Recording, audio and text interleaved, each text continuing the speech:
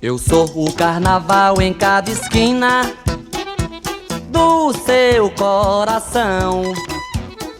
Eu sou o Pierrot e a Colombina, Chubarana Maralina que alucina a multidão. Eu sou...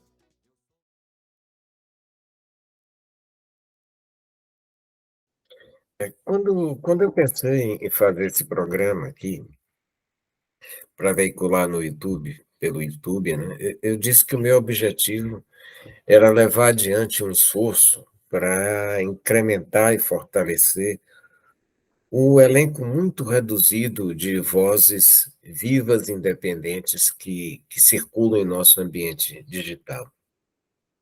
Que é um ambiente que prossegue dominado de um modo sufocante, asfixiante mesmo, pelos discursos sectários, sejam do bolsonarismo, sejam do ludopetismo, sejam do identitarismo.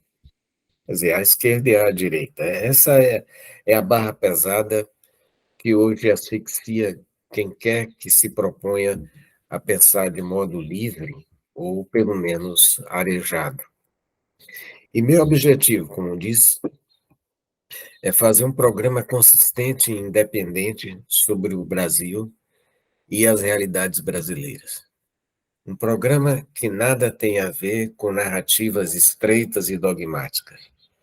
Um programa que se dispõe a pensar o Brasil e a vida brasileira em nossos próprios termos, imune a modismos ideológico-midiáticos e se mantendo sempre muito à distância de mistificações político-partidárias, de fake news, de discursos de ódio, tanto da direita quanto da esquerda, do politicamente correto, de fanatismos identitaristas, de simplificações de hostilidades raciais, etc. E um programa que aborde com clareza e com franqueza temas e problemas que hoje andam, de um modo ou de outro, mobilizando nossas energias. E é para isso que a gente está aqui. Nós vamos veicular, neste nosso primeiro programa, uma entrevista com o geógrafo e sociólogo Demetrio Maioli, com quem os brasileiros têm aprendido muito e precisam aprender muito mais. Além disso, teremos uma sessão chamada Vitrine, voltada para mostrar o que as pessoas andam aprontando nas mais diversas áreas do criar, do fazer e do pensar. Hoje, o assunto vai ser música, com o compositor e instrumentista carioca Tony Costa. Nas próximas edições, nós vamos trazer outras entrevistas, né? Vamos trazer o historiador e antropólogo Luiz Motti, a historiadora Mary Del Priore, o antropólogo Mércio Gomes, antropólogo e também fazedor de coisas práticas, porque ele trabalhou com Darcy Ribeiro no governo do Brizola, fizeram sambódromo e tal. Bom, e assim a gente vai tocando, vai tocar esse barco, dando o melhor de nós e esperando contar fortemente com o apoio de todos, com o apoio de vocês, especialmente no que diz respeito à divulgação do programa, já que o nosso caminho aqui é de fato alternativo. Nós sabemos que vamos ter a oposição agressiva dos autodeclarados representantes do sofrimento alheio, que, aliás, descolam excelentes empregos em salários para encenar a dor dos outros. E teremos ainda a má vontade, nem sempre bem disfarçada, dos clérigos do progressismo neoliberal, e que não contaremos, não vamos contar com qualquer cobertura do mainstream midiático. Por isso mesmo, esse meu pedindo o apoio de vocês que cultivam a autonomia mental, pedindo que vocês se inscrevam no canal, que divulguem o canal e o programa. E aí vamos em frente. É isso.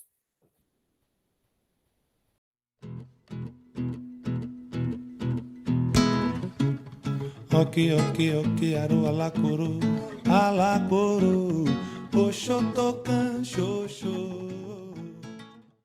Como se dizia antigamente no futebol, Demetrio Maioli é um craque que brinca nas 11. Sociólogo, doutor em geografia humana, Demétrio conhece com a palma da mão os mais variados temas e problemas históricos e contemporâneos com que hoje nos defrontamos. Com a mesma intimidade e sagacidade, ele escreve tanto sobre coisas do sistema de relações internacionais, como sobre questões raciais e meandros e discursos que proliferam nos descaminhos da política brasileira. Seja falando do mundo bipolar no reinado dos Estados Unidos e da China, seja examinando aspectos e dimensões do mundo islâmico, da ditadura russa ou da vida brasileira, a lucidez é a mesma. E é simplesmente admirável. Como se não bastasse, Demétrio é exemplo irretocável de uma coisa extremamente rara, quase inexistente hoje no Brasil, que é a capacidade de aliar coragem e cultura. E é o autor de uma obra-prima mesmo, que é o livro Uma Gota de Sangue, História do Pensamento Racial. Se alguém se dispõe a discutir temas raciais no Brasil, sem ter estudado o que Demétrio escreveu neste livro, sinto muito, mas dificilmente saberá do que está falando.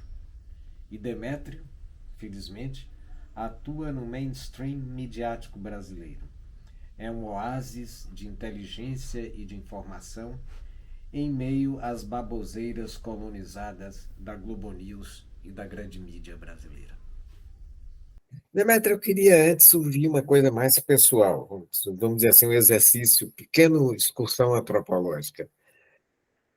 É sua formação étnica, como é a sua história pessoal étnica? Você é um mestiço brasileiro. Não sei, é difícil dizer isso, porque os meus pais são de origem italiana. O meu pai tem família, nasceu no Brasil, mas tem família que veio da Calábria, não é coisa bonita. A minha mãe tem família que veio do Vêneto, que na época que veio também não era coisa bonita, hoje ficou um negócio chique.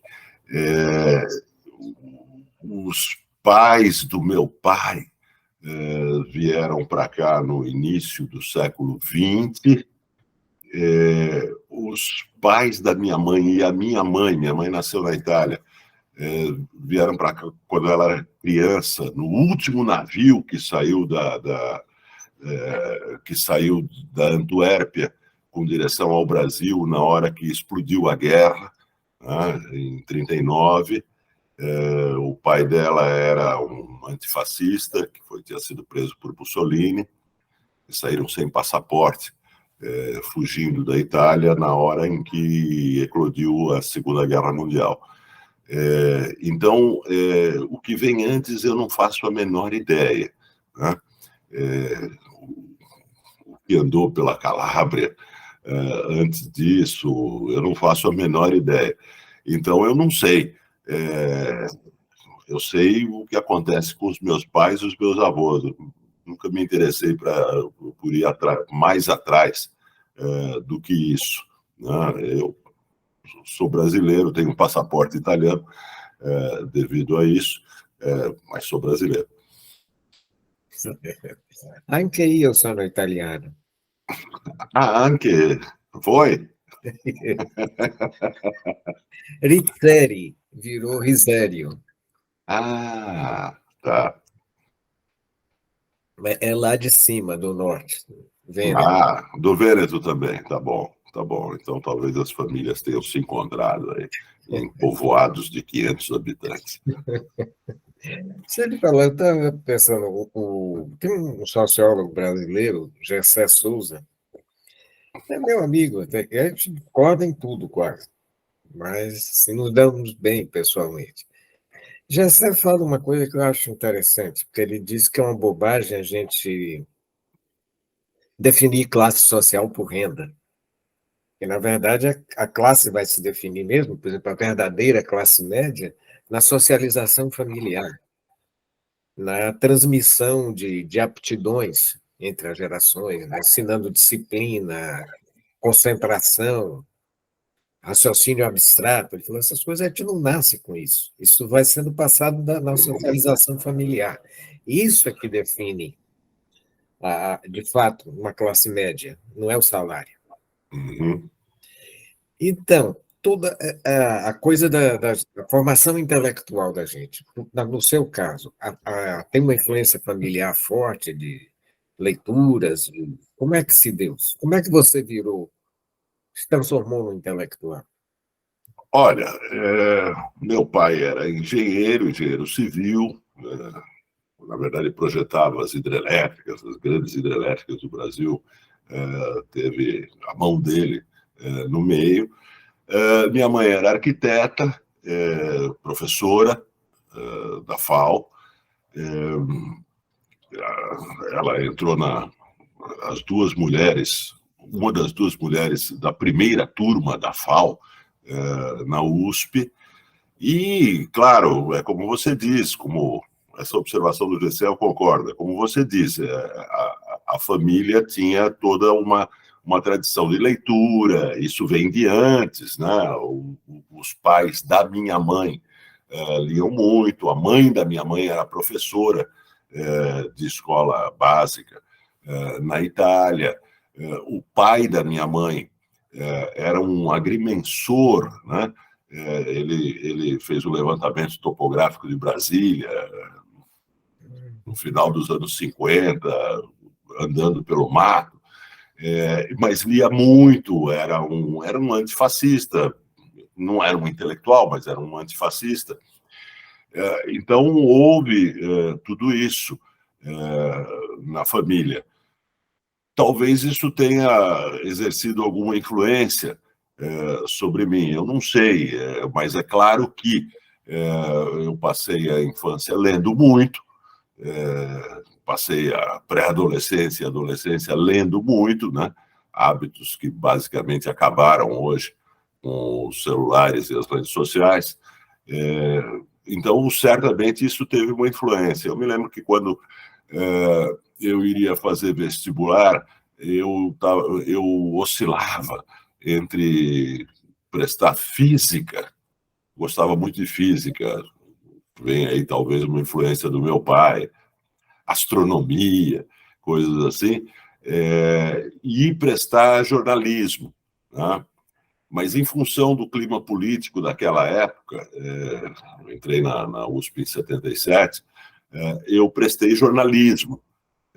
Foi uma influência direta do clima político da época, e no ano seguinte eu prestei ciências sociais e fiz as duas, né? Mas certamente teve essa influência da qual você fala. Mas foram influências variadas, influências em direções diferentes. Eu gosto dessa observação do Gessé, porque eu me lembro, ele falou uma vez uma coisa muito interessante, assim, se você sentava na cadeira, pegava um jornal imitando seu pai ler. O filho de uma classe, de uma família proletária, também com o mesmo amor pelo pai, ele imita, só que ele pega um carrinho de ajudante de pedreiro.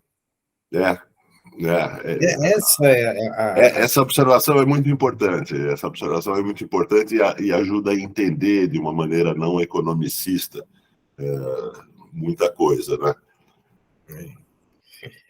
Agora, mudando um pouco, a classe dominante brasileira, né, os banqueiros do Itaú Unibanco, a elite midiática e tal, essa turma abraçou e incorporou o discurso identitarista no rastro da matriz norte-americana.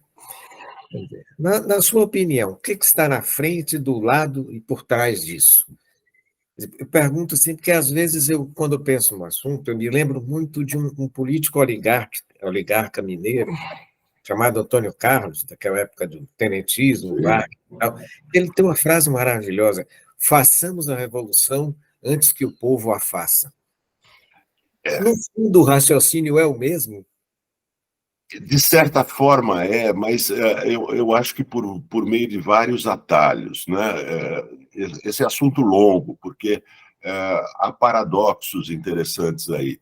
a ideia das políticas identitárias raciais, existem outras políticas identitárias, né? Só fazer um parênteses, talvez depois a gente aprofunde isso, a direita também é identitária, a direita populista é identitária, mas se apoia em outras identidades, na identidade religiosa, na identidade nacional, se apoia em outras identidades que, aliás, são mais eficazes do ponto de vista político e eleitoral.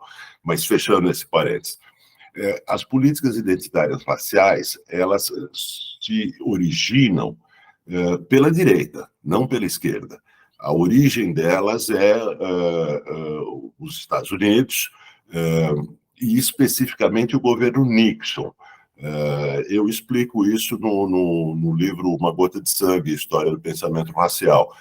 Foi o governo Nixon que, pela primeira vez, estabeleceu algo parecido com cotas raciais, e, no caso, para o serviço público, não para as universidades. Isso tinha sido teorizado, eu falo do governo Nixon, no finalzinho dos anos 60, começo dos anos 70. Né? Isso tinha sido teorizado durante os anos 60 por intelectuais ligados à Fundação Ford, nos Estados Unidos, diante de uma situação política muito complexa no país, onde você tinha a fusão de dois tipos de movimentos sociais. Você tinha o movimento pelos direitos civis, liderado por Martin Luther King, que tinha conquistado vitórias fundamentais, especialmente a Lei dos Direitos Civis, em 64, e que gerava uma grande mobilização social. Uma mobilização social que era uma mobilização social não restrita a negros, onde brancos e negros participavam desse movimento. E, ao mesmo tempo, você tinha o movimento contra a guerra no Vietnã, que produziu imensas mobilizações de rua, confrontos com a polícia, passeatas. E os teóricos da Fundação Ford concluíram daí que existia uma doença da democracia americana. A democracia americana não era mais capaz de assegurar ordem e estabilidade. E eles apresentam uma resposta para essa suposta doença da democracia, que é a resposta de produzir reivindicações, movimentos reivindicatórios fragmentários, setoriais, de minorias. Né?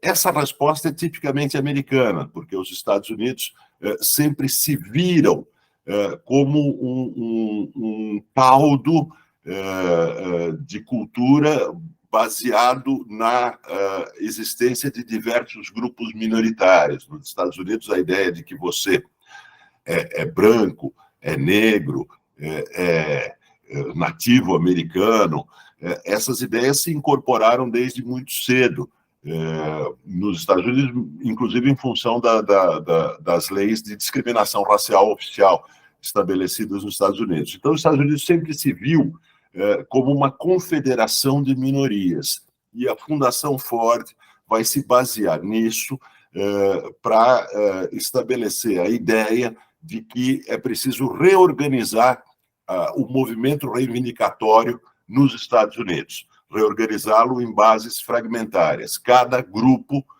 teria as suas próprias reivindicações, e aí as minorias vão se estender, logo nós vamos ter as mulheres, o que é curioso, como minoria, nós vamos ter os gays como minoria, e para cada minoria você teria uma representação. Então, surgem organizações, instituições, entidades que representariam, a ideia de representação aí é completamente deturpada, porque elas se denominam representantes dessas minorias, não é que as minorias as escolheram como representantes. E isso produziria uma solução na qual, em torno de uma mesa de negociação, o governo ofereceria a cada um a sua parte numa sociedade ordenada, uma sociedade reorganizada como confederação de minorias. Então, essas ideias da Fundação Ford, elas inspiram esses primeiros atos do governo Nixon no estabelecimento de preferências no serviço público para negros, né?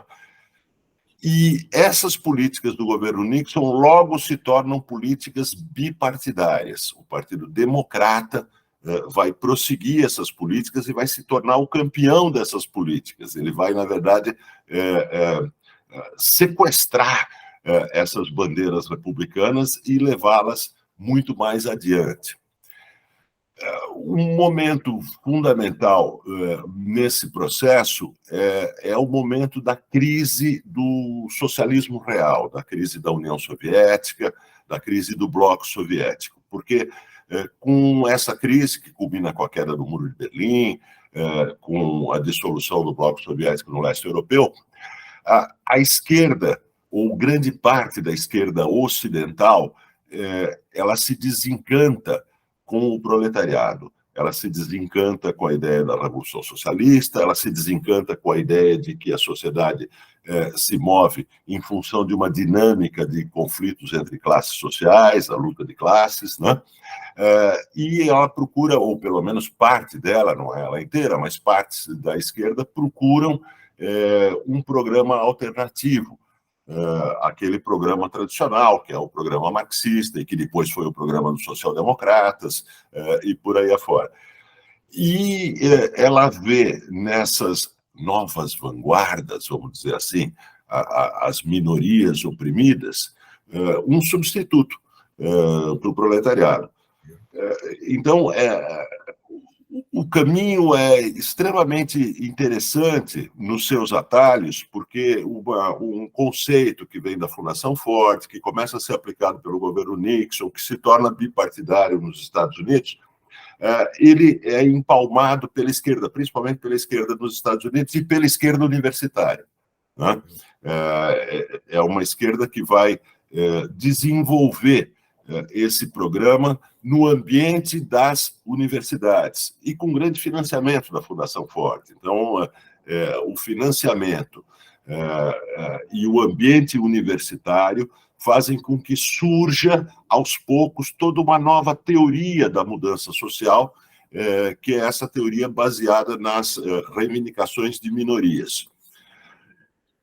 Nos Estados Unidos, isso se torna predominante na esquerda americana, né? E isso é exportado.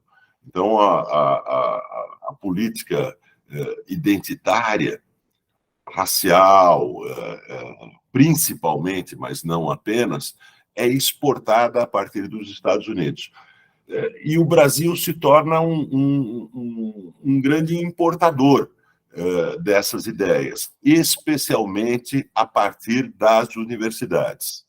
Então, no ambiente universitário, aquilo que antes era um dogma intocável, que é a análise marxista das sociedades, é substituído por um outro dogma intocável, que é a ideia de que as sociedades são formadas por minorias oprimidas que devem se expressar no espaço público.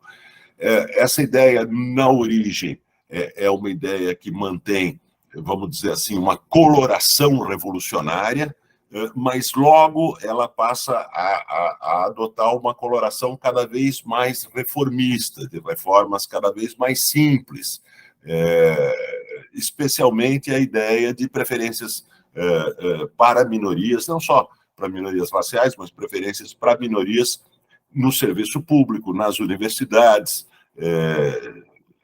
até mesmo nos órgãos de representação política. E isso oferece à esquerda, ou uma parte da esquerda, um programa alternativo. No Brasil, um momento muito importante, eu acho que eu estou falando demais, depois a gente conversa mais, mas um momento muito importante é a Conferência de Durban, né? No início do século atual, quando o movimento negro unificado, que se via e se apresentava como um movimento de ruptura com o capitalismo, como um movimento que se integraria a uma revolução proletária, o movimento negro unificado faz uma ruptura com a ruptura, né? Ele rompe com a sua própria tradição e ele adota o identitarismo racial como centro da sua atuação, né? Isso muito a partir dos contatos de intelectuais ligados ao movimento negro unificado ou que o inspiravam com os Estados Unidos, né? De contatos, viagens, participação em cursos, convites para lecionar em universidades americanas. A tua pergunta é sobre a atuação de empresas, né, de grupos empresariais e a adoção por grupos empresariais desse programa, que é muito clara, né? É muito clara lá nos Estados Unidos e talvez seja até mais clara aqui no Brasil, porque essa é uma forma fácil, barata e, do ponto de vista propagandístico, relativamente eficaz, de ficar bem com grupos influentes nas universidades e na esquerda, de, vamos dizer, apagar os supostos pecados desses grupos numa sociedade que é uma economia de mercado, né? Não me parece que isso tenha um efeito social amplo, porque não me parece que o movimento identitário racial tenha popularidade. Isso é outra questão, né?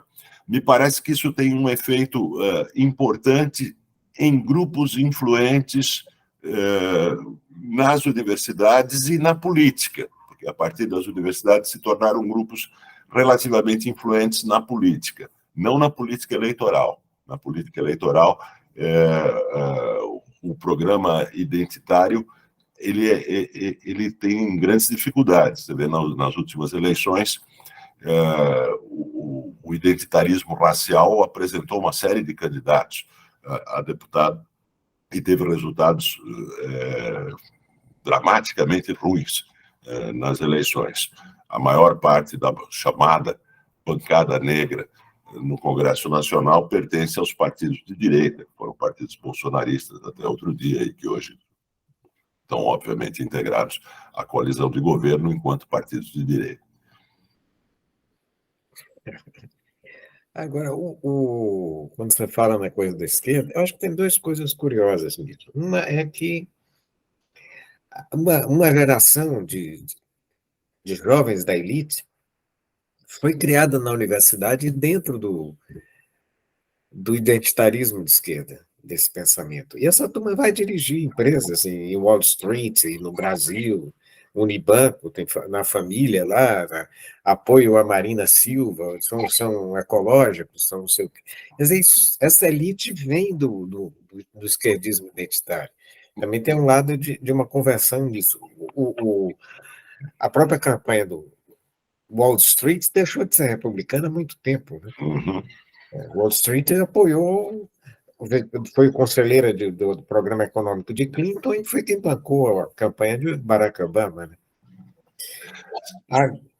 Sim, eu acho que não há dúvida sobre isso. E, inclusive, sobre essa ligação que você aponta entre a elite universitária e a direção das empresas, né? Eu acho que as empresas viram nisso uma oportunidade de oferecer uma resposta de marketing importante do ponto de vista da imagem delas perante o seu público. A imagem que interessa para elas é perante justamente esse público da elite universitária. Então, há um movimento de reforço mútuo entre as duas coisas, né? O grande problema no Brasil e também nos Estados Unidos, é que essas políticas identitárias, na forma como elas foram adotadas pela esquerda, elas não são populares. Elas, na verdade, abrem um espaço imenso do ponto de vista das disputas eleitorais para as políticas identitárias adotadas pela direita. E isso porque as políticas identitárias adotadas pela direita, que se baseiam especialmente na ideia de nação e na ideia de religião, né? Somos os verdadeiros americanos, somos os verdadeiros cristãos, somos europeus e, portanto, cristãos, e temos toda uma tradição, o Viktor Orbán, na Hungria. Essas políticas são identitárias, né? Ninguém está falando aí de interesses sociais, de interesses econômicos, de como reorganizar a sociedade em função de interesses práticos de grupos sociais. O que está se falando é de identidades, né? De essências. Essas políticas, elas apelam à unidade. As políticas identitárias da direita são apelos à unidade. Todos podem se identificar como americanos ou como brasileiros de verdade, todos podem, todos os americanos, todos os brasileiros podem se enrolar na sua bandeira, se enrolar na ideia da pátria, né? Não é por acaso que Bolsonaro utilizava tanto a bandeira brasileira nos seus comícios. Aliás, no caso de Bolsonaro, curiosamente, junto com a americana e a de Israel. Mas todos podem se enrolar na sua própria bandeira. Quase todos, ou pelo menos a maioria eleitoral nos Estados Unidos, pode se apresentar como cristão, pode se ver como cristão. A mesma coisa acontece na Europa, né? No Brasil, a maioria pode se apresentar como cristã, nas suas várias denominações, mas pode se apresentar como cristã. Então, isso é um apelo à unidade. O apelo à unidade é sempre muito forte do ponto de vista eleitoral. A política identitária de esquerda, se a gente pode chamar assim, né? A política identitária de esquerda, ela parte do princípio de que a unidade não existe. Ela parte do princípio de que somos condenados a viver em oásis fragmentários de grupos minoritários, que não temos nada em comum, que nos diferenciamos pela origem, né? Pelo lugar de onde viemos, pela cor da pele e por aí afora. Isso não tem um apelo eleitoral bom, porque o apelo eleitoral é sempre o apelo da unidade. É por isso que essas guerras culturais, quando se fala em guerra cultural, isso é guerra cultural. É por isso que nessas guerras culturais a vitória é sempre da direita. A direita sempre ganha as guerras culturais identitárias. Agora, a gente ficando no âmbito da esquerda, uma parte da esquerda foi nessa direção. Foi a grande parte, na verdade. A maior parte, talvez. De certa forma, a esquerda democrática ficou asfixiada. O discurso hegemônico hoje na esquerda é identitarista. É o cânone mesmo, né? Mas me lembra, às vezes, assim, o combate ao stalinismo. Mas quando nós éramos... Eu fui trotskista, você também. Eu também. Mas aí brigar com o stalinismo era uma briga dentro do campo da esquerda. Mas a partir do momento em que a classe dirigente dominante abraça esse discurso da esquerda identitarista, a luta fica muito mais difícil, porque você não está lutando só, digamos assim, eu na Polop contra o partidão. Isso eu estou lutando contra o Itaú Unibanco, a Rede Globo, etc. É muito mais difícil. Você acha que uma esquerda democrática ainda vai conseguir sobreviver nesse tsunami identitarista, multicultural? Olha, a gente devia ter combinado para você não fazer perguntas difíceis, porque eu não faço a menor ideia, né? O que eu posso dizer são 2 ou 3 observações. Em primeiro lugar, que isso varia muito de país para país. Nos Estados Unidos, por exemplo, o que se chama de esquerda nos Estados Unidos, que é basicamente uma parte do Partido Democrata e pequenos grupos à esquerda do Partido Democrata, são absolutamente identitários. Né? E isso faz com que, para ganhar eleições, o Partido Democrata, eleições nacionais, eleições presidenciais, o Partido Democrata precise convocar não identitários. O Biden foi o candidato que o Partido Democrata escolheu porque ele é um democrata das antigas, porque ele é um democrata sindicatos, ele é um democrata que fala em classes sociais, no fundo, ele fala em elevar o poder aquisitivo dos americanos. O programa dele não é um programa identitário, embora ele seja obrigado, porque é do Partido Democrata, a também jurar fidelidade à Bíblia identitária. Mas o programa dele não é identitário e ele não é um candidato assim.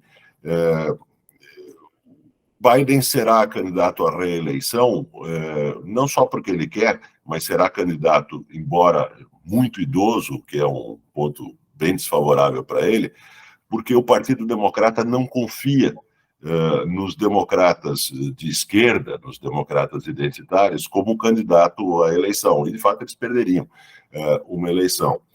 Como eu disse, a política identitária de esquerda sempre dá a vitória para a direita. E é por isso que, nos Estados Unidos, a gente vê que tanto Trump quanto o governador da Flórida, que disputa com Trump a candidatura republicana, o Ron DeSantis, os dois fazem da sua bandeira principal o combate às políticas identitárias de esquerda. A guerra cultural é o grande terreno no qual eles podem conseguir votos e conseguir triunfos eleitorais. Aqui no Brasil, quando você diz que a esquerda adotou a política identitária, eu não sei se eu concordo tanto assim com você, porque a esquerda hoje no Brasil se divide basicamente, tem outros partidos menos importantes, mas basicamente em 2 partidos, o PT e o PSOL. O PT tem a sorte de que o PSOL rompeu, né? De que houve a ruptura que produziu o PSOL, porque com isso o PT criou ao seu lado, como um aliado permanente, um partido identitário. O PSOL acabou se constituindo como o verdadeiro partido identitário no Brasil. Não o PT, o PSOL. Ele funciona como um puxadinho identitário do PT. E é muito importante para o PT que esteja fora do PT. Porque assim, o PT, que hoje há muito tempo, predominantemente um partido lulista, ele pode continuar a usar uma linguagem, nem sempre uma política, mas uma linguagem que é essencialmente uma linguagem calcada na questão social.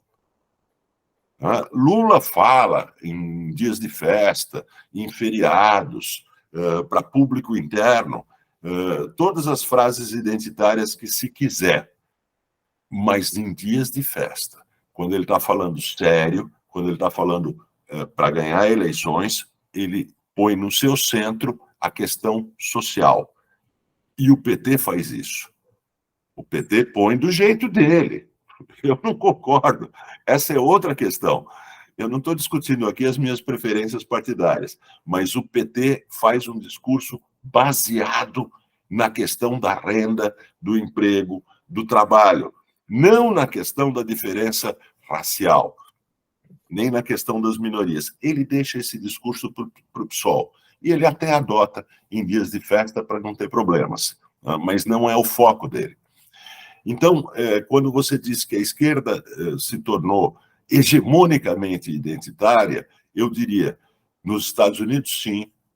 No Brasil, não é bem assim. E na Europa é muito variado. Na França, não, por exemplo. Agora, de qualquer forma, quando o Lula estava em campanha, esse terceiro mandato, com a conversa da frente ampla e não sei o quê, ele, sem dizer nada de substancioso sobre economia, sobre nada, ele não entrava em nenhuma discussão. Eu cheguei a comentar com um amigo meu, disse assim, ele vai acabar encampando e cooptando os movimentos identitaristas, como fez antes com os movimentos sociais tradicionais. E é claro que também tudo isso é muito conveniente em termos internacionais. Quer dizer, a sustentabilidade, de um lado, a questão ambiental, né?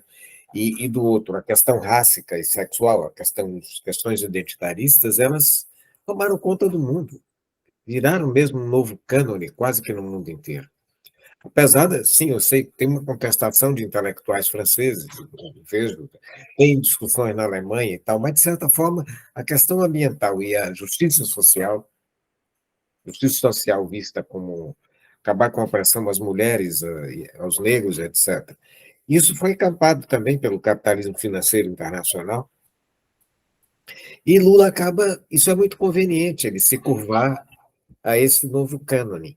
Agora, eu não sei se isso é genuíno, é por isso que eu acho que não, eu concordo com você nisso. Ele dá sorte do PSOL, essa observação é ótima. Agora, vai dar para Lula segurar esse caminho de tirar essa onda identitarista? Mas ele não quer tirar. Mas ele não quer tirar, Rogério. Ele sabe que isso perde eleições. Ele sabe. Sim, mas ele sobe a rampa do Planalto. Não, sim, ele sabe que um programa identitário perde eleições. Uhum. O programa, veja, o objetivo de Lula é ganhar eleições, que não é uma crítica, o objetivo dos políticos é ganhar eleições. Ele sabe que ele só ganha eleições se ele for o Lula de sempre, ou seja, o Lula que fala da falta de comida no prato do trabalhador, né? O Lula que fala, que vai além e fala que a classe média baixa precisa ter mais dinheiro, precisa pagar menos impostos, precisa ter empregos melhores. Ou seja, o Lula sabe que é a questão social que ganha eleições. Mas, ao mesmo tempo, ele não vê motivo para abrir atrito com a esquerda identitária, para abrir conflito com a esquerda identitária. Isso faz parte da vasta composição de Lula, que vai do PSOL até Arthur Lira, né? Então, não há por que abrir conflito com isso. Ele vai assinar todas as propostas identitárias e de cotas que aparecerem na frente. Ele não tem a menor intenção de entrar em confronto com isso, porque o problema dele não é colocar a esquerda sobre um trilho programático melhor. O problema dele é manter o poder, é ter uma coalizão ampla de poder. Esse é o problema dele.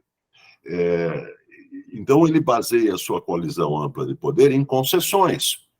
Então, ele abraça o programa identitário de esquerda e também pode abraçar programas identitários de direita. Veja, ninguém aí discutiu na reforma tributária se as igrejas vão continuar tendo isenção absoluta de impostos. Isso parece um consenso na elite política e o governo nunca falou nada contra isso e não falará, né? O que eu apenas observo é que não me parece que é verdade que a esquerda em todos os países se tornou identitária. O PT não é identitário, porque se ele fosse, ele perderia a eleição. O PT tem um programa que é um programa nacional desenvolvimentista, fora de época, um programa, uma atualização da ideia do desenvolvimento do capitalismo nacional, um programa cepalino fora de época, né? Aquilo que Fernando Henrique e Enzo Faledo criticaram em desenvolvimento e independência da América Latina, que era a visão tradicional da esquerda de como fazer os países periféricos se tornarem países desenvolvidos do ponto de vista industrial, porque Fernando Henrique e Enzo Faleto eram, naquela época, socialistas, aquela crítica que eles fizeram serviria para o PT de hoje. O PT adota um programa cepalino atualizado para o mundo moderno. Não um programa identitário, mas eles abraçam o programa identitário inteiramente, para não criar atritos nessa área, né? É diferente do Partido Democrata, que abraça essencialmente o programa identitário e que, na hora das eleições, é obrigado a recorrer a um quase ancião para não perder as eleições contra republicanos que também adotam programas identitários de outro tipo. Certo. Bom, vamos dar uma girada para outro assunto. A gente está hoje praticamente num mundo bipolar, né, com uma hegemonia quase simultânea dos Estados Unidos e da China. E esse é um assunto que você conhece muito. Então, nessa conjuntura, diante da realidade imperativa do sistema de relações internacionais, o Brasil, embora gravitando na órbita ocidental, ele fica um pouco perdido, ele sugere um pouco, às vezes, uma barata tonta diante dos dois açucareiros. A gente sabe que Celso Amorim é uma figura menor, mas Lula vai na onda dele e na onda do PT. Agora, minha pergunta para você, vai na onda deles para onde? Veja, Lula chegou ao terceiro mandato imaginando que a fórmula do sucesso era reproduzir o que ele fez nos 2 mandatos anteriores. Isso não é uma grande interpretação minha. O que ele disse? Ele disse desde a campanha que se trata de retornar à era de ouro, né, dos seus mandatos anteriores. Isso vale para a política interna e para a política externa. Qual era a política de Lula, política externa de Lula e de Celso Amorim, que era o seu ministro do exterior, nos 2 mandatos iniciais, né? Era, vamos dizer assim, atualizar o terceiro-mundismo dos anos 60. Era uma política onde a prioridade para o Brasil seria as relações com a América Latina, as relações com os países árabes, as relações com a África, e tudo isso, vamos dizer, no quadro de uma aliança estratégica com os chamados BRICS, ou seja, com a China, com a Índia, com a Rússia e depois com a África do Sul, que veio a se integrar aos BRICS.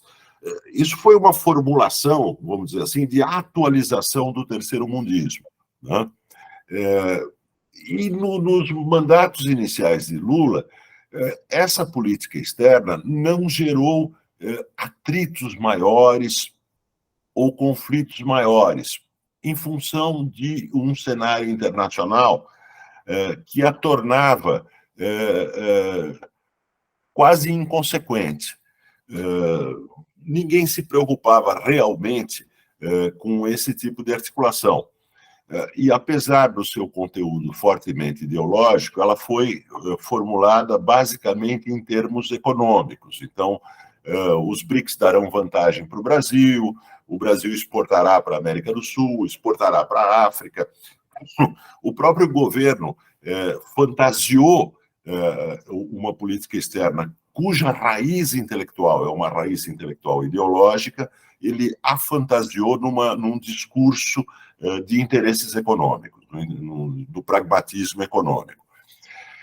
Nesse terceiro mandato, repetir aquela política externa é algo muito problemático, porque as relações entre Estados Unidos e China já não são as mesmas, se tornaram relações altamente conflitivas, né? Muito mais do que nos mandatos anteriores.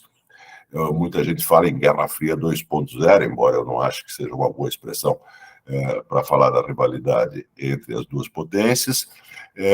Há uma guerra quente na Europa, a invasão russa da Ucrânia, e, portanto, quando se fala hoje em reativação da aliança dos BRICS, né, que é o que o Brasil fala, isso implica relações, vamos dizer, privilegiadas com a China, rival dos Estados Unidos, e com a Rússia, cuja guerra ameaça a segurança de toda a Europa. E, portanto, implica um atrito direto entre o Brasil e os seus tradicionais aliados ocidentais, os Estados Unidos e a Europa. É uma política externa destinada ao impasse. E o impasse chegou muito rápido. Em poucos meses, Lula não sabe mais o que dizer, e a última frase dele, num discurso, se não me engano, na Confederação Nacional da Indústria, foi que ele não queria falar mais sobre a Ucrânia. Ele falava sem parar sobre a Ucrânia, mas, de repente, ele perdeu a vontade de falar sobre a Ucrânia, porque o tema revela o impasse da sua política externa atual. O impasse é maior do que esse, né? Ele pretendia repetir a relação de proximidade, de parceria com a Venezuela, né? Pretendia continuar, vamos dizer assim, protegendo a tirania, a microtirania de Daniel Ortega na Nicarágua, e isso gera atritos até mesmo com líderes de esquerda na América Latina, como o chileno Gabriel Boric. Então, por vários lados, a política externa de Lula, que pretendia repetir a política externa dos mandatos anteriores, se revela inadequada, porque o mundo é diferente daquele dos mandatos anteriores.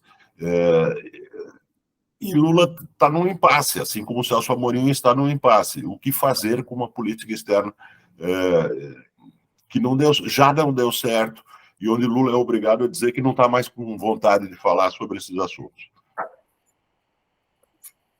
Eles estão sem ter para onde ir. Né?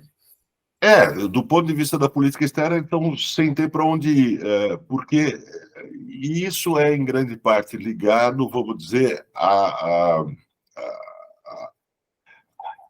permanência de um conjunto de dogmas da esquerda tradicional, da esquerda stalinista, no PT. Esses dogmas da esquerda stalinista impedem o desenvolvimento de uma política externa que, de outra forma, seria fácil de formular. Né? Do ponto de vista dos interesses do Brasil, a rivalidade entre Estados Unidos e China é uma oportunidade. É uma oportunidade de parcerias em direções diferentes, de se aproveitar dessa rivalidade, inclusive para se aproximar da União Europeia, que precisa de novos parceiros no momento em que as suas relações com a Rússia ruíram e no momento em que as suas relações com a China estão em perigo. Então, haveria uma série de oportunidades de política externa nesse mundo muito mais conflitivo e muito mais obesiano do que nos mandatos anteriores de Lula. Mas isso tudo é fechado pelo peso de dogmas antigos que dominam o PT e dominam o pensamento do Celso Amorim e do próprio Lula. Eu não diria que ele vai atrás do Celso Amorim. Ele concorda com essa linha de raciocínio.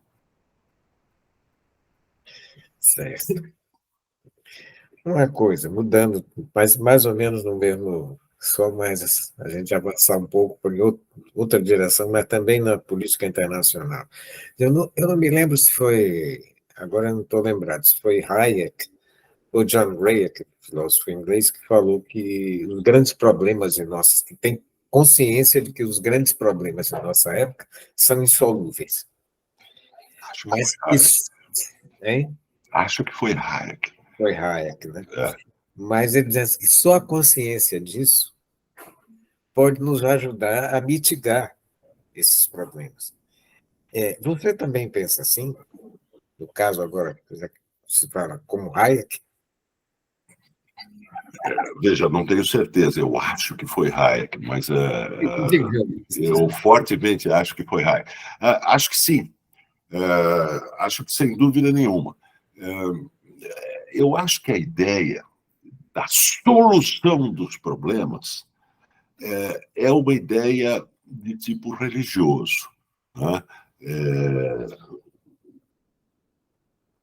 Os problemas sempre foram insolúveis, vamos dizer assim, no sentido de que a ideia de que nós vamos solucionar os problemas é a ideia de que num certo dia a história acaba, num certo dia se forma uma ordem ideal, harmônica, onde não existem mais problemas, né? Os problemas sempre se repõem, os velhos problemas sempre se repõem, se atualizam, se modernizam, se tornam novos problemas, adquirem novas formas, mas no fundo são problemas muito antigos, que se recolocam. Então, a ideia de que nós deveríamos perseguir uma solução, né, é uma ideia que implica um pensamento religioso. De certa forma, Marx gostava desse pensamento religioso porque ele tinha uma solução. Num certo dia se formaria uma sociedade perfeita, comunista, onde jorraria leite e mel das paredes, e as pessoas só teriam que decidir em que horário do dia elas iriam estudar, em que horário eles iriam pescar, e em que horário eles iriam passear. Isso é o texto do próprio na Marx. ideologia alemã, né? Na ideologia alemã. E isso é a visão do paraíso. É a visão de um paraíso, né? Então, eu acho que sim, eu acho que os problemas são insolúveis no sentido de que a dinâmica da sociedade sempre gera novos problemas que, repito, são velhos problemas sob novas formas. E isso exige sempre a criatividade política para enfrentar esses problemas e para criar propostas diante desses problemas.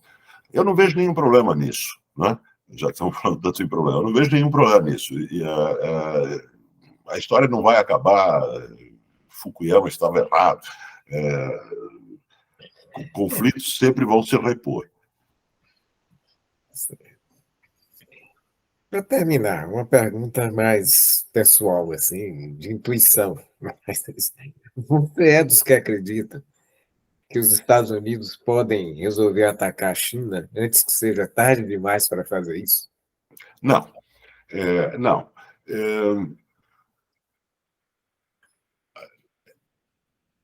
Durante a Guerra Fria, nós tivemos momentos extremamente tensos, com a possibilidade até da deflagração de um conflito nuclear. Eu citaria, assim, só para citar os dois mais célebres, né?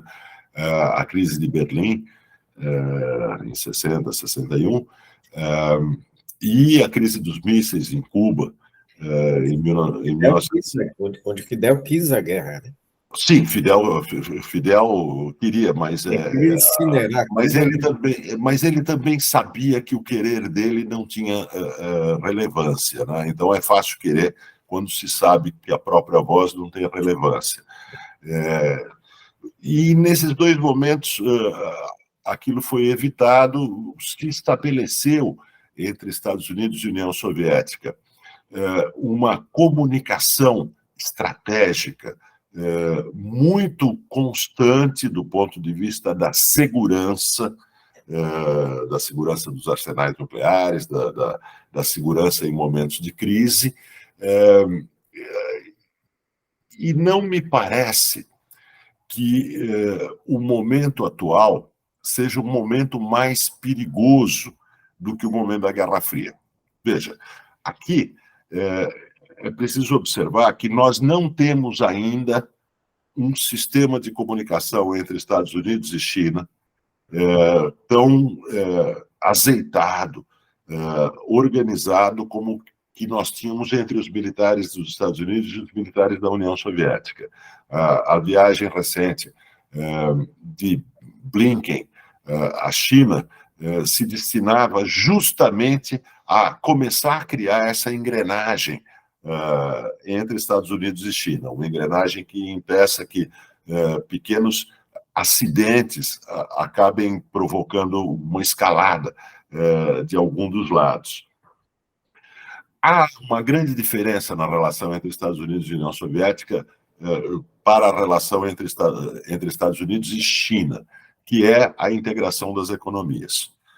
Mesmo nós atravessando um processo de desglobalização, onde cadeias produtivas voltam a se concentrar em estados nacionais e nos seus arredores.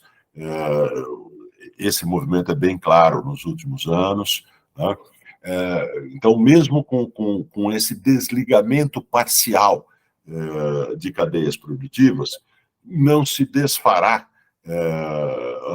os fortes intercâmbios de capitais, de mercadorias, de empresas entre Estados Unidos e China, entre União Europeia e China. Isso não desaparecerá. A China faz parte da economia capitalista mundial, diferente da União Soviética. Então, acho que existem fortes incentivos para que Estados Unidos e China encontrem um modo de convivência, que será sempre um modo de convivência conflitiva, uma rivalidade, uma competição intensa, mas existem muito mais incentivos do que existiam no tempo da Guerra Fria entre Estados Unidos e União Soviética. Por outro lado, o mundo hoje é muito menos bipolar, né? Ele tem uma aparência bipolar e tem características bipolares, Estados Unidos e China, mas existem outros polos de poder importantes. A União Europeia é um polo de poder importante, embora do ponto de vista político e geopolítico tenha uma voz muito fraca, mas do ponto de vista econômico tem uma voz forte. A Índia vai se tornando um polo de poder importante e tem uma dinâmica de crescimento populacional que a China já perdeu. A Índia tem um bônus demográfico e uma janela de crescimento econômico, portanto, maior do que a China nas próximas décadas, e é uma rival da China, né? O Japão é um polo de poder importante. Então, é um mundo bem diferente do mundo da Guerra Fria. Daí surgem riscos. Isso significa que é um mundo muito mais imprevisível, sujeito a crises como essa, da invasão russa da Ucrânia, que é uma crise que não envolve diretamente nenhuma das duas potências principais, Estados Unidos e China. Mesmo assim, em função da integração econômica entre Estados Unidos e China e entre União Europeia e China, né, toda a economia alemã, vamos observar, se organizou, e agora está diante de um dilema, se organizou como uma economia de exportação para a União Europeia e para a China. Né? Então, em função desses processos de integração, não me parece que esse risco de extermínio geral seja tão grande assim. Né? Mas eu sou um péssimo profeta. Eu sou um bom profeta sobre o passado. Né? Sobre o futuro, eu costumo errar profecias. Ótimo. Para mim, vai ficar ótimo isso. Estão te colocando no programa, eu vou lhe passar o link para você ver.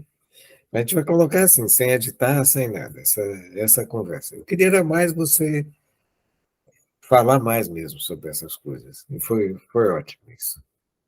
Tá bom, tá bom. Tá bom. Bom que você achou decente. Legal, Rogério, mantenha contato. Vamos continuar conversando. Abraço. Abraço, Demetrio.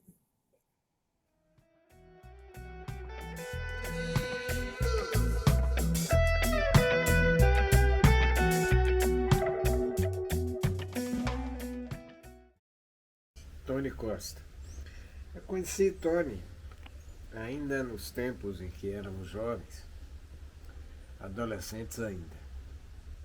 A Bahia de inícios da década de 1970 era um lugar de muito agito, muita criação, muito desbunde, muita contestação dos valores estabelecidos. Tony, como muitos dos cabeludos desgarrados daquela época, morava no bairro da Boca do Rio, onde eu também morei.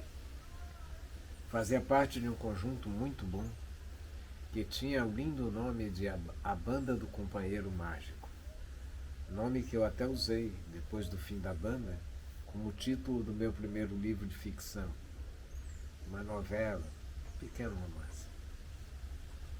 O que é importante ressaltar com relação a quem fazia arte naquela época e ainda faz hoje, é que a gente cultivava a qualidade, a técnica, o saber fazer.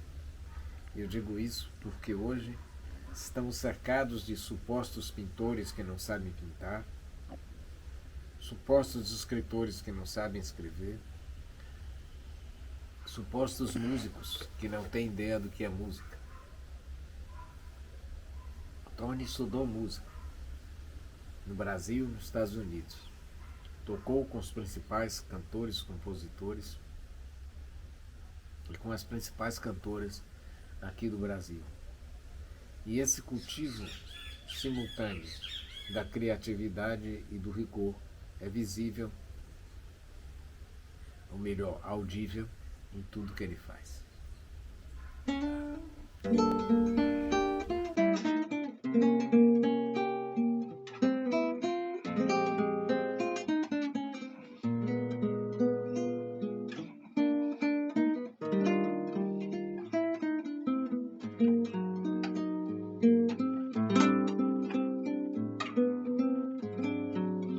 Olá pessoal, eu me chamo Tony Costa, sou um músico, arranjador, compositor, produtor. Fui convidado pelo meu amigo e parceiro Antônio Rizeli, que eu conheci na Bahia lá pelos anos 70, a dar um depoimento aqui, falar sobre alguma obra, algum trabalho recente. E então eu vim aqui falar sobre a música Nuvens de Jungle, que eu compus aqui no violão, e a minha parceira Maria Vasco colocou uma letra belíssima. E então tudo começou assim, né? No violão, a melodia apareceu, eu fiz a primeira parte, a segunda parte. Aí quando eu terminei a música, eu mandei para ela, a Maria, ela é muito perspicaz, é uma artista plástica, escritora, ela tem mil atividades, é uma mulher muito ativa e ela tem uma facilidade incrível com as palavras. E ela veio rapidamente com a letra, não demorou, assim, sei lá, 1h30 ela estava me ligando de volta, ela é muito... Cheguei, né? E ela apresentou e a letra ficou bem bacana, eu gostei e achei que valeria a pena insistir, né? Continuar o rumo da canção. Aí, com essa coisa de pandemia, né? Eu sempre gostei de gravar aqui na minha casa, no meu estúdio, dentro das minhas possibilidades. E com essa coisa de pandemia, isso se desenvolveu muito comigo. Eu passei a produzir muito aqui e assim com colaboração de outras pessoas em outros lugares, outros países até. E dentro desse sistema de trabalho, assim, eu gravo aqui normalmente, no caso dessa música, e na maioria delas, eu gravo já, quando é uma música cantada, né, eu gravo a base, já faço mais ou menos a forma, a introdução, no meio da música, uma parte de solo, final, eu já mais ou menos mapeio todo o arranjo, gravo as minhas partes de violão, de guitarra, o que eu tenho que fazer, e mando para parceiros, né? No caso dessa música, eu chamei uma menina, que eu estou morando aqui em Teresópolis, na região serrana do Rio de Janeiro, e eu conheci uma garota que cantava, eu gostei do timbre de voz dela, e resolvi chamar, fazer uma experiência. Pô, Patrícia, você não quer gravar uma coisa para mim, não sei o quê? Então, a primeira coisa que eu gravei depois da música ficar pronta, letra e melodia, harmonia e arranjo, foi a voz. Eu pedi para ela botar uma voz para mim e a partir, inclusive ela fez na casa dela, embora a gente more na mesma cidade, ela fez na casa dela. Ela falou: eu vou fazer em casa, tranquilo, depois te mando. Aí me mandou e eu, com isso, eu fui atrás do Fernando Moura, que é um arranjador, pianista, que eu conheço trabalho já há muito tempo, anos, que a gente se conhece, de trabalhar junto com cantores, viajando, ou em estúdio, gravando. E eu mandei pro Fernando já com essa forma meio pronta, assim, sabe? E já pedi assim: cara, eu queria uma coisa de orquestração. É lógico que eu queria o seu piano, os seus timbres bonitos que você tem de piano elétrico, de piano acústico, toda essa coisa, mas algumas coisas sim, porque os tecladistas ele tem muita fontes de sons de orquestra, né, nos teclados, que eles têm mais, né? Aqui na minha casa eu não tenho para reproduzir isso. Então, eu pedi para ele fazer isso. E o Fernando foi certeiro na concepção de como se colocou dentro daquela base de violão, guitarra e voz. E colocou fez a festa toda, fez o arranjo assim, orquestral todo. E a gente acabou decidindo lançar essa música, Nuvens de Django, como nós três, né? Eu, Tony Costa, Patrícia Quinteiro e Fernando Moura.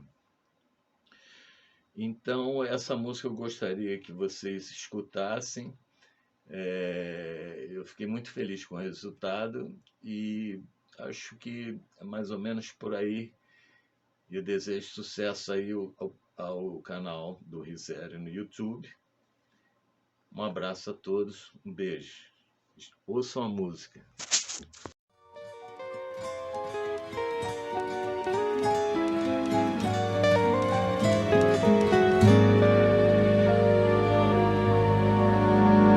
Então é bem melhor assim, viu? Ela parece chegar pra mim sorrindo, e além de tudo que eu quero me remete a você. Melodia e o coração tocando, nuvens passando e uma canção do Django. Respira emoção pegando um violão simples assim. Assim, agora você diz, tá afim, que a vida pode ser feliz.